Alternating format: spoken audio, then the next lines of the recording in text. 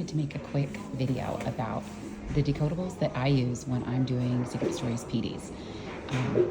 I've been saying in the Facebook group, the Secret Stories Facebook group, for a while, that I was going to post this because I really think that it's important to understand why these make it easier in conjunction with Secret Stories use than just average decodables. Because obviously if you use Secret Stories, you know they're just the building blocks of the code. So you can apply it to any code, and that means you can apply them to any decodable or even non-decodable.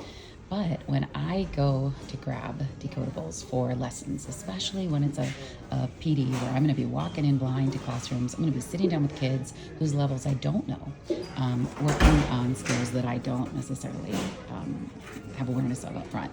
These just make it really easy. And not just because they're excellent decodables, meaning the stories are good, the stories are funny, the stories are well thought out, so much so that you almost don't think they're decodables. I mean, clearly it's decodable, but the story is so good that it's kind of hard to imagine you can make a story that falls into this decodable framework. But that aside, that's not why I use them for my PDs. I use them for my PDs because when I have to have fast access to leveling, and I don't necessarily have the benefit of knowing where the child's level is off the top, these lay it out for me. I don't have to go through every page and look to see what words are being introduced, what skills are being reinforced, what curveballs are being thrown. And I apologize for the noise. I'm in a Delta lounge between flights because I literally carry these with me. So this was the best place to lay everything out. I was doing my planning and I thought I'm just going to share it. I can look, and it was so exciting for me to see this because some of this I knew about. Some of this I didn't till I actually got them in my hands. But I can look at the front. And first of all, what it tells me is what the skills are, for the most part, that are going to keep resonating through this reader. And you can see if you use Secret Stories, everything's kind of organized towards Secret Stories that you'd recognize because they're just phonics skills you'd recognize. There's even a sheet that has been made that aligns which Secret Stories go with which readers, so that you can see what keeps coming back, what you're trying to introduce, what you're trying to really keep hitting that drum and reinforce. And it also helps if you're not sure to understand, when you're looking at 6 syllable types, you're working on, open and closed syllables. What does that mean? Which secret does that refer to? The mommy babysitter vowels, or the R controlled vowels, which are going to be the ER, IR, UR, or the OR. So she makes it really easy for Secret Stories users to get their bearings and have a compass. But if you don't use Secret Stories, it's utterly clear, because not only do you have the skills that are going to be coming up, you also have not just vocabulary, but decodable vocabulary. How cool is that? So they're actually learning not just vocabulary, but about real content, but it's decodable content. Because, when you have to choose, why not choose content that's decodable when the focus of the time you're spending with the kids in reading is to work on reading, work on decoding? If you can kill 2 birds with 1 stone, and you can hit some content knowledge at the same time, and that content knowledge is decodable, that's just all the better. So you got that. Then you have a set of decodable words. So you have a good feel for what are the words we are going to get to play with, that we are going to get to practice. Then you have the heart words. And the heart words are going to be the words that you actually do want to spend some time looking at and kind of building into that visual memory mapping. However, what I also really like is almost all the time, the heart words are actually words that you could not decode. In other words, you do literally have to memorize them by heart, with the exception of some words that just haven't been, meaning certain phonics patterns haven't been introduced yet in some words. So for every, for example, there's a sneaky Y there. Now, if sneaky Y hasn't yet been introduced, then for these decodables, it's going to be under the heart word. But what I love is when Jen wrote this, in her alignment and even in the upfront part of her kind of overview, she explains, if you're using Secret Stories, don't memorize this word. Don't do that.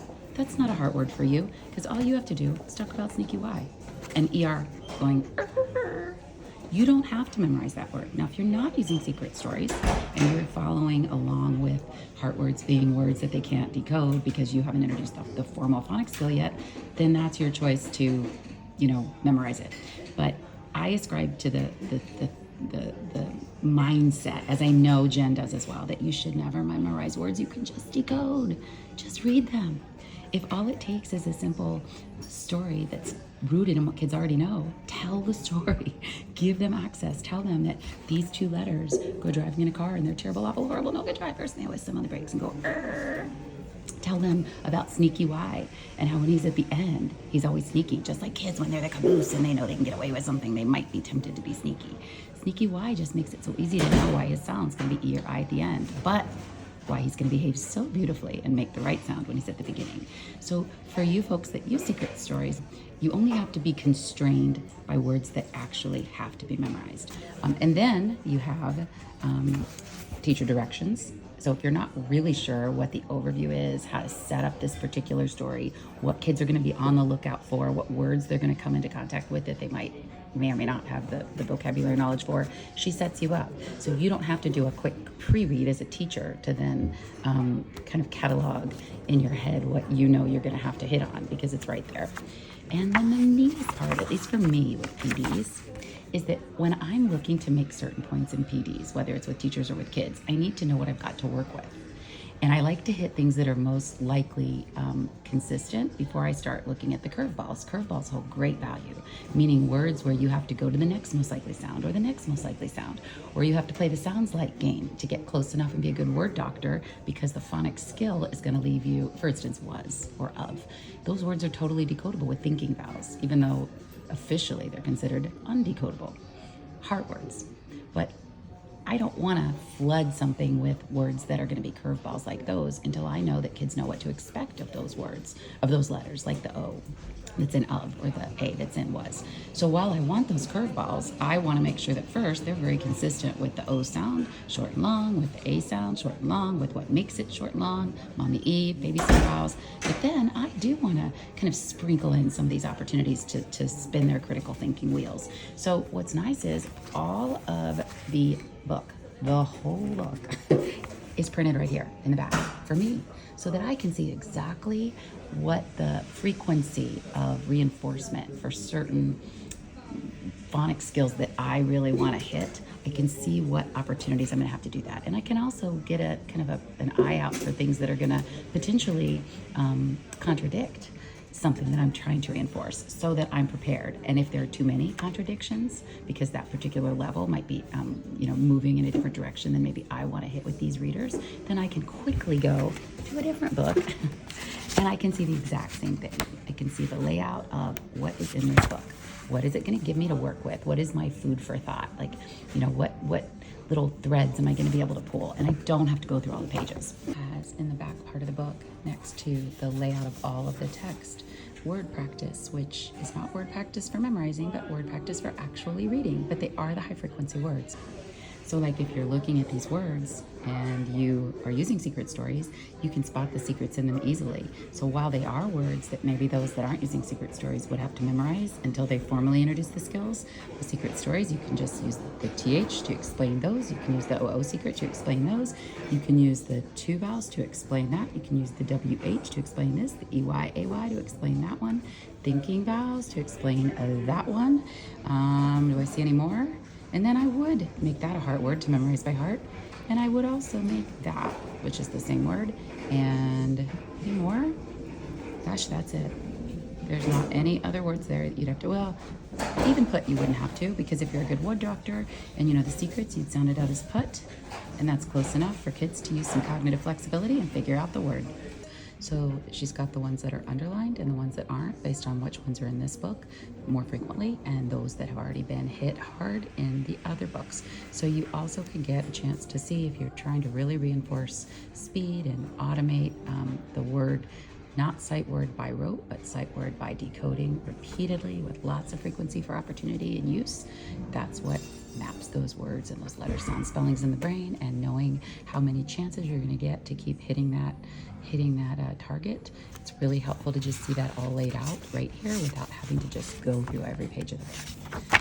And then on the back, if you are not sure how to recap what was taught in the story, what you want kids to know from this story, even just concepts. Because remember, at the beginning part of the story, she's told you what phonics content you're going to be hitting, you know, what you're going to see, whether or not it's going to be, you know, open and closed syllables, or I think in Shell Shack, she's talking about the different digraphs that you're going to be hitting.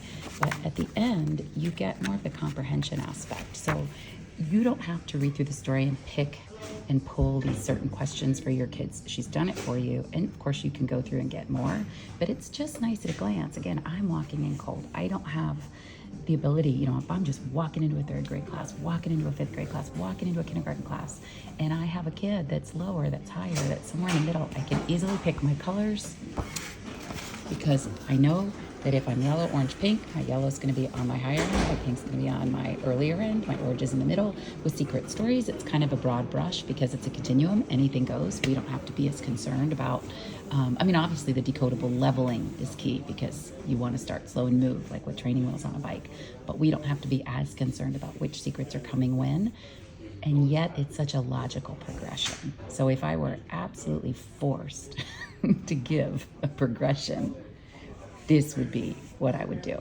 And again, that's why I really love it, because if you're not using secret stories, you still have a logical progression. And if you are using secret stories, you have a most likely to be encountered first progression. It's still not possible to say that all the time. I mean, if Howard's name is Howard, he needs that OW and he can't wait till 2nd grade to get it. And he needs that AR too. And you know what? So does every other kid in the class who has to read the word how or are. So it's, you know, I still am not, I've always said, and I will till the day I die, that kids need what they need immediately. And if you have an easy way to give it to them, do it.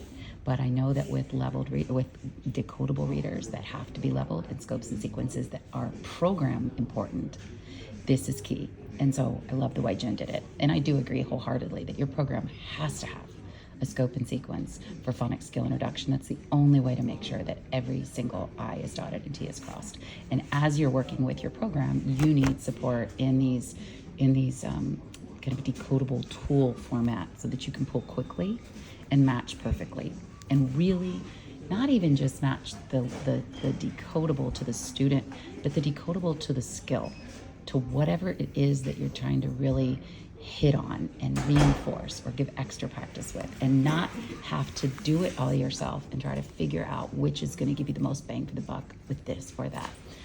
Anyway, so these questions are just more helpful as far as comprehension goes. So you've got the kind of lead-in organizer overview for the decoding, and then you've got the lead-in organizer overview for the comprehension to get you started.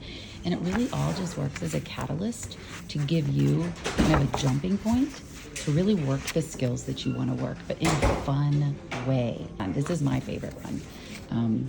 This is one of my favorites. But this one just cracks me up every time. And my daughters like this one, even though they're like in their 20s. But this is my favorite one because you could just, there's so many ways to play with this one. So it's called the Shell Shack. And we actually talked about it in a guided Phonics PD. So anyway, this is why I keep going on and on and on about them in the group. I hope this helps. There are many more. You can see how many of them there actually are in this overview. But these are just some of the ones I carry around with me for quick pull to just, you know, talk about use with kids and share with teachers. So anyway, sorry it's so loud. You can see where I am. It's actually not that crowded for as noisy as it is, but anyway, have a great day.